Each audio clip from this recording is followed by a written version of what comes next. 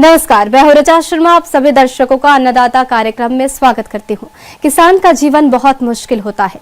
वो अपने खेतों में लंबे समय तक काम करता है, उसका ध्यान सदैव फसल में ही लगा रहता है।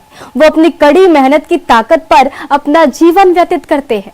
ऐसे ही किसानों की प्रगति के लिए हम खेती बाड़ी से जुड़ी कुछ महत्वपूर्ण जानकारियां आप तक लाते हैं। हर रोज सुबह आपके सामने हाजिर होते हैं। तो चलिए कार्यक्रम शुरू करते हैं और सबसे पहले देखते हैं क्या है आज के अन्नदाता में। नए फलदार बाग लगाएं, अधिक आय कमाएं।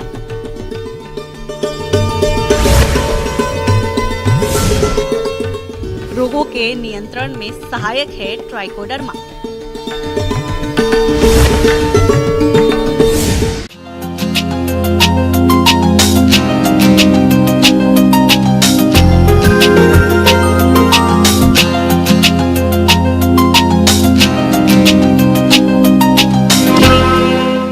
भारतीय अर्थव्यवस्था की रीढ़ कृषि है। प्रदेश के बहुत से किसान भाई अपनी आमदनी बढ़ाने के लिए फसलों की खेती के साथ साथ बागवानी करके अच्छा मुनाफा भी कमा रहे हैं। तो इस लाभ को देखते हुए किसान फलदार बाग लगाना चाहते हैं।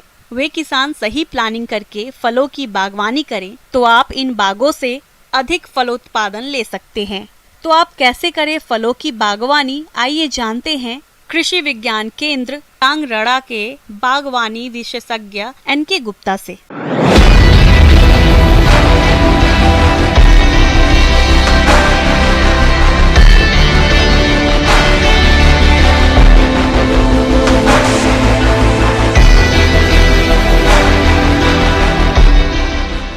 जैसा कि आप सभी को विदित है कि प्री मानसून ने हम सबको आगाह कर दिया है कि अब हम इस समय में बागवानी की तैयारी शुरू कर दे। हमारी जो बगीचे लगाने की जो धारणा हम लोगों ने हमारे को यहाँ विकसित कर रखी है, उसको साकार करने का उपयुक्त समय है। इस समय हम लोग बगीचे की प्रॉपर रूप से प्लानिंग करके अगर अपन तैयारी शुरू कर देते हैं तो निश्चित रूप से आने वाले समय में हम आय का अच्छा स्रोत उत्पन्न कर सकते हैं। आज के समय में अधिकांश किसान भाई अपनी आमदनी बढ़ाना चाहते हैं, जिसके लिए बागवानी भी एक अच्छा जरिया है, क्योंकि राज्य में घटते जल स्तर के कारण फसलों को लगाना मुश्किल हो रहा है। ऐसे में बागवानी करना फायदे का सौदा साबित हो सकता है। और फलों के कुछ ऐसे पौधे हैं जिन्हें अधिकांश किसान लगाकर अच्छी आमदनी ले सकते हैं। बगीचे लगाने के लिए जो सबसे पहले आवश्यकता होती है कि हम किस क्षेत्र में कौन से फलदार पौधे लगाने जा रहे हैं। मुख्य रूप से आंवला, बेर, नींबू, करोंदा, लसोड़ा, बील, पपीता इत्यादि के पौधे हम लगा सकते हैं और इनकी खेती को अपन सफलतापूर्वक कर सकते हैं। आंवला के लिए चकैया वैरायटी है, नींबू के लिए कागजी बारहमासी वैरायटी है। करोंदे में भी दो तरह के आता है, हरा करोंदा, अमेरिकन पिंक करोंदा। बील में पंत सुजाता है, नरेंद्र बील 5 नंबर है। बेर में गोला, सेव, उमरान ये किस्में हैं। और लसोड़ा में राय लेसवा, जो मोटे किस्म वाला जो लेसवा आता है वो है। पपीता में रेड लेडी 786 है, माधवी है, सूर्या वैरायटी है, पूसा ड्वार्फ वैरायटी है, कुर्ग हनीड्यू है। ये सब किस्मों का अगर अपन उपयुक्त रूप से चयन करके हम लोग पंजीकृत नर्सरी से अगर इन पौधों को प्राप्त करते हैं तो निश्चित रूप से हम सही गुणवत्ता वाले पौधे प्राप्त कर सकते हैं। इन किस्मों के अलावा अनार की उन्नत किस्में सिंदूरी, मृदुला, भगवा का चयन करें। अमरूद की बागवानी के लिए उन्नत किस्में इलाहाबादी, सफेदा, लखनऊ 49, ललित किस्मों का चुनाव करके लगाएं। अब रही बात इनकी लेआउट की, रेखांकन की। आंवला को 6 बाई 6 मीटर की दूरी पर, बेर को 8 बाई 8 मीटर की दूरी पर, नींबू को 5 बाई 5 मीटर की दूरी पर, करोंदा जो बाउंड्री वाल पर लगाते हैं वो 2-2 मीटर की दूरी पर, पपीता पौधे से पौधे की दूरी 2 मीटर, लाइन से लाइन की दूरी 2 मीटर, लसोड़ा है 6 बाई 6 मीटर की दूरी पर।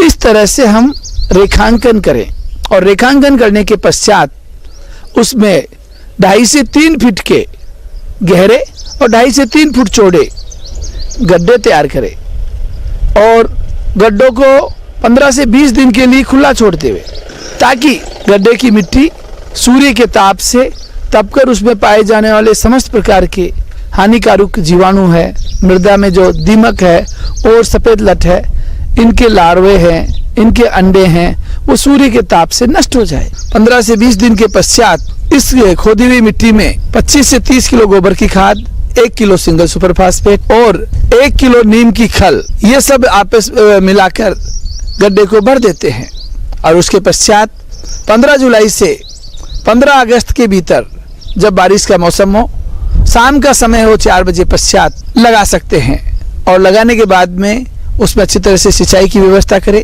आजकल सिंचाई की व्यवस्था के लिए हम बूंद बूंद सिंचाई प्रणाली को भी हमारे खेत में उस संयंत्र को विस्थापित कर सकते हैं, ताकि अपन कम पानी में ज़्यादा से ज़्यादा पौधों को देखभाल कर सके, ज़्यादा से ज़्यादा पौधों को लगा सके। जब वास्तव में आपने प्लानिंग कर रखी है और अभी समय की मांग भी है, क्योंकि दिन प्रतिदिन हमारा जल का स्तर धीरे धीरे नीचे होता जा रहा है, तो ये बागवानी एक ऐसा आपके पास में विकल्प है जो कम जल में मृदा की उपयुक्त क्वालिटी नहीं होने पर भी हम बागवानी के ये जो बगीचे लगाने का जो एस्पेक्ट है उसको अपन पूरा कर सकते हैं। किसान भाइयों, यदि आप इन फलदार बागों के बीच में फसलों की खेती करते हैं तो इन लगाई गई फसलों से बाग के अलावा अतिरिक्त आय ली जा सकती है और इस प्रकार से कम एरिया में अधिक आय कमाई जा सकती है। अगर मैं ये आपको जो 5-6 पौधे अगर आप लगाते हैं अपने बगीचे में, अपनी जमीन पे, तो वर्ष भर इनकम प्राप्त कर सकते हैं। जैसे आंवला, बेर, बील, लसोड़ा, करोंदा और नींबू, इनको आप अगर अपने बगीचे में इनके बगीचे स्थापित कर लेते हो तो, और इनके बगीचे आपने अच्छी तरह से व्यवस्थित कर लिए, तो आप पूरे वर्ष भर नियमित रूप से आय को प्राप्त कर सकते हो।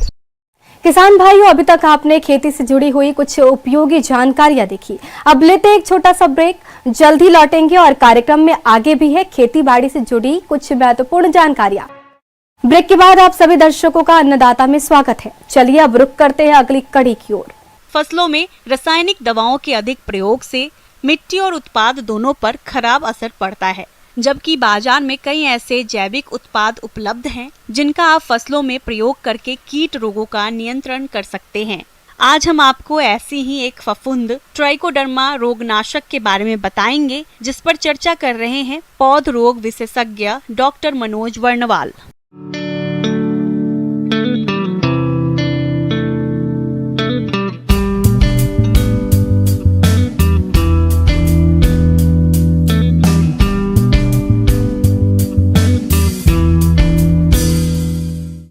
किसान भाई, सबसे पहले मैं बताना चाहूँगा कि ट्राइकोडर्मा एक बहुत अच्छा बायो कंट्रोल एजेंट है जो खास करके बहुत सारे बीमारी को रोकता है। उदाहरण के तौर पर देखा जाता है कि जो भी मिट्टी जनित रोग होते हैं उसमें इसका उपयोग बड़े पैमाने पर होता है। जैसे मुरझाने वाली बीमारी चना में लगता है, अरहर में लगता है, टमाटर में लगता है, बैगन में लगता है। इस तरह से कई फसलों में ये इसका खास करके देखा गया ये बीमारी आती है। या डैम्पिंग ऑफ है, डैम्पिंग ऑफ लगता है, खास करके बहुत सारे वेजिटेबल्स में लगते हैं। तो डैम्पिंग ऑफ बीमारी रोकने के लिए हम लोग ट्राइकोडर्मा का व्यवहार करने का सलाह देते हैं। आधुनिक तकनीकी में ट्राइकोडर्मा का उपचार किसानों के लिए हर हाल में फायदेमंद है। दरअसल ट्राइकोडर्मा घुलनशील जैविक फफूंदी नाशक एक कवक है। धान, गेहूं, दलहनी, औषधीय, गन्ना और सब्जियों की फसल में प्रयोग करने से उसमें लगने वाले फफूंद जनित तना, गलन, उकठा आदि रोगों से निजात मिल जाती है। इसका प्रभाव फलदार वृक्षों पर भी लाभदायक है। इसकी कीमत या लागत भी रासायनिक दवाइयों से काफी कम है। साथ ही पर्यावरण के लिए भी सुरक्षित होता है। इसका प्रयोग किसान आसानी से कई तरह की फसलों में कर सकते हैं। ट्राइकोडर्मा वास्तव में एक बायो कंट्रोल एजेंट है। इसमें देखा जाता है कि इसमें दूसरे सूक्ष्म जीवाणु को खाने की क्षमता बहुत ज़्यादा होती है। करने का अर्थ यह है ट्राइकोडर्मा अपने आप में एक फंगस है जो दूसरे फंगस को खाता है। ऐसा देखा जाता है कि ट्राइकोडर्मा खास करके एक ऐसा बायो कंट्रोल एजेंट है जो दो तीन तरह से उपयोग किया जा सकता है। पहला, बीज बोने से पहले बीज का बीज उपचार करना चाहिए। बीज उपचार जनरली हम लोग बोलते हैं 6 ग्राम से 10 ग्राम ट्राइकोडर्मा तक प्रति किलो बीज की दर से बीज उपचार करने का सलाह देते हैं। दूसरा, ट्राइकोडर्मा को छिड़काव करके भी इसको बहुत सा बीमारी को कंट्रोल किया जा सकता है। यही नहीं, इसके अलावा इसका प्रयोग हम लोग खास करके ट्राइकोडर्मा को पौधे के जड़ के पास में डालने पर भी बीमारी को रोका जा सकता है। किसान भाई 5 से 10 ग्राम ट्राइकोडर्मा को 25 मिलीलीटर पानी में घोल लें। ये घोल 1 किलोग्राम बीज को शोधित करने के लिए पर्याप्त है। धान की नर्सरी और अन्य कंद वाली फसलों 10 ग्राम ट्राइकोडर्मा का घोल 1 लीटर पानी में बना लें। नर्सरी पौध को तैयार घोल में आधे घंटे तक भिगो लें। इसके बाद रोपाई कर दें। प्रति एकड़ खेत में 1 किलोग्राम ट्राइकोडर्मा 100 लीटर पानी में घोलकर उसका छिड़काव भी कर सकते हैं। भूमि शोधन के लिए 5 किलोग्राम ट्राइकोडर्मा को 15 किलोग्राम गोबर की खाद या वर्मी कंपोस्ट में मिलाकर 1 से 12 घंटे तक छाया में रखें। उसके बाद प्रति एकड़ के हिसाब से खेतों में मिला दें। इसी तरह 5 ग्राम ट्राइकोडर्मा को प्रति लीटर पानी में मिलाकर नर्सरी बनाते समय छिड़काव करें या गोबर की खाद या कंपोस्ट मिलाकर क्यारियों में बिखेर दें। खास करके हम लोग कहते हैं सब्जी में और फल में इसका बहुतायत में इसका प्रयोग होता है। ऐसा देखा जाता है खास करके किसान भाई कि ट्राइकोडर्मा को हम लोग गोबर में मिक्स करते हैं। जनरली हम लोग 1 से 2 किलोग्राम ट्राइकोडर्मा को 100 किलोग्राम गोबर में मिक्स करते हैं। मिक्स करने के बाद में उसको 15 से 20 दिन तक सड़ाते हैं। उस सड़ने से फायदा ये होता है कि ट्राइकोडर्मा गोबर में वो तेजी से मल्टीप्लाई करता है और उसका मास मल्टीप्लिकेशन होता है। और बुआई या रोपाई के समय में ये उस समय जड़ के पास में छोटा छोटा आटा का लोई इतना गोल इतना छोटा छोटा बना करके उस जड़ के पास में रोपाई के समय में दिया जाता है। खास करके बैगन का की जब खेती करते हैं या टमाटर की खेती करते हैं उस तरह से करके उसमें दिया जाता है। और ऐसा भी दिखाया जाता है खास करके अमरूद में भी मुरझाने वाली बीमारी बहुत ज़्यादा आती है। अमरूद में मुरझाने वाली बीमारी से बचने के लिए हम लोग ट्राइकोडर्मा का भी व्यवहार करते हैं। तो उसके जड़ के 1 मीटर डायमीटर का एक चारों तरफ रिंग बना देते हैं, छोटा सा गड्ढा कोड़ देते हैं। उसी गड्ढे में ट्राइकोडर्मा का गोबर जो बेस्ट जो खाद बनता है वो ट्राइकोडर्मा गोबर बेस्ट खाद को जड़ के चारों ओर डाल देते हैं। डालने से मुरझाने वाली बीमारी निश्चित रूप से रोक सकते हैं। ट्राइकोडर्मा का प्रयोग करते समय कुछ बातों का ध्यान रखें, जैसे ट्राइकोडर्मा के विकास और अस्तित्व के लिए उपयुक्त नमी बहुत आवश्यक है। इसीलिए इसके इस्तेमाल से पहले देख लें कि मिट्टी सूखी ना हो। जिस खेत में ट्राइकोडर्मा को डाला गया हो उस खेत में 1 सप्ताह तक कोई भी फंगीसाइड या फफूंदी नाशक का इस्तेमाल न करें। अगर ट्राइकोडर्मा से बीज को उपचारित कर रहे हैं तो ध्यान रखें कि सूर्य की किरणें उस पर सीधे ना पड़े। ट्राइकोडर्मा से उपचारित गोबर की खाद अधिक दिनों तक के लिए न रखें। उपचारित गोबर की खाद का इस्तेमाल अधिकतम 3 से 4 माह तक करना अच्छा रहता है।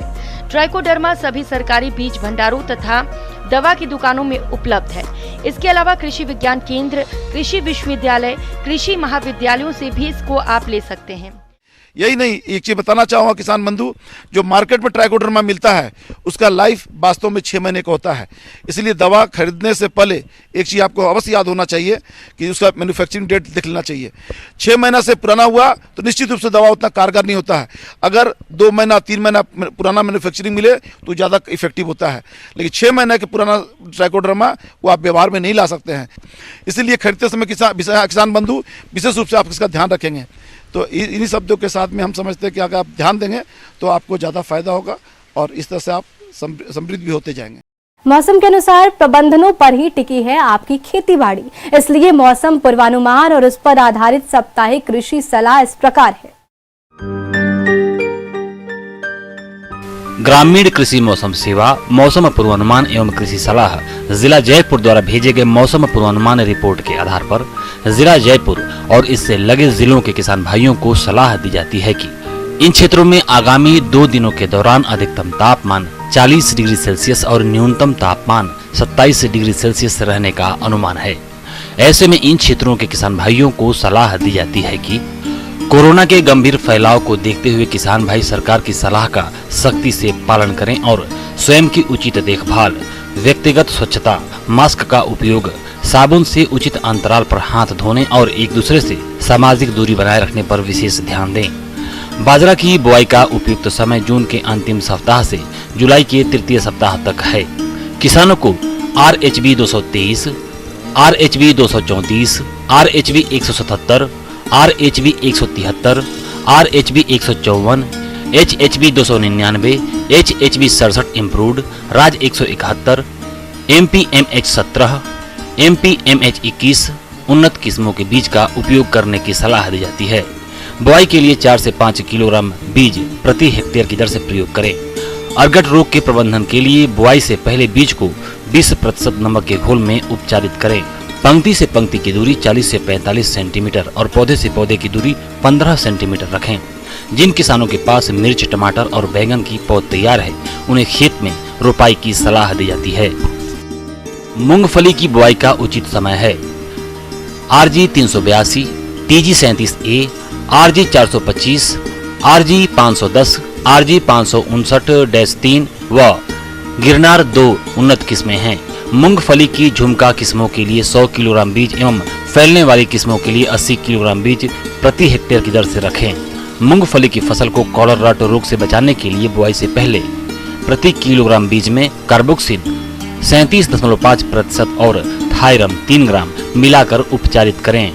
बाजरा, ज्वार, मक्का, मूंग, मोठ और ग्वार आदि की खरीफ फसलों की बुआई के लिए बीज, उर्वरक और रसायनों की अग्रिम व्यवस्था कर लें ताकि इन फसलों की समय पर बुआई की जा सके और बीज को उपचार के बाद बोया जाना चाहिए।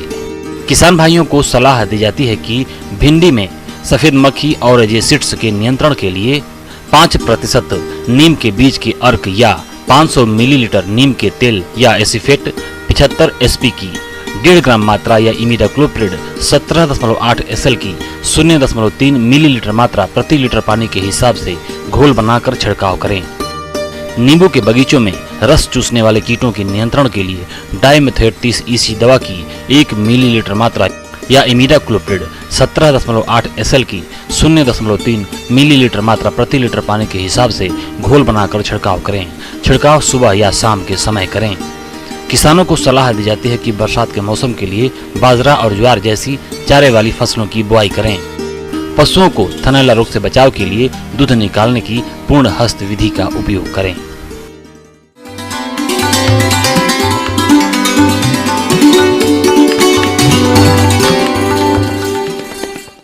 अन्नदाता हेल्पलाइन निःशुल्क फोन संपर्क सेवा के माध्यम से आपके द्वारा पूछे गए प्रश्नों में से 1 या 2 महत्वपूर्ण प्रश्न को हम अपने कार्यक्रम में शामिल करते हैं। इसी के तहत आज का चयनित प्रश्न और उसका जवाब इस प्रकार है। आज के अन्नदाता हेल्पलाइन में जिस प्रश्न को कार्यक्रम में शामिल किया गया है उसे पूछा है ग्राम सेवर, जिला भरतपुर के किसान रतन लाल ने। आप संरक्षित खेती पर जानकारी चाहते हैं तो रतन लाल जी आपकी जानकारी के लिए प्रस्तुत है कार्यक्रम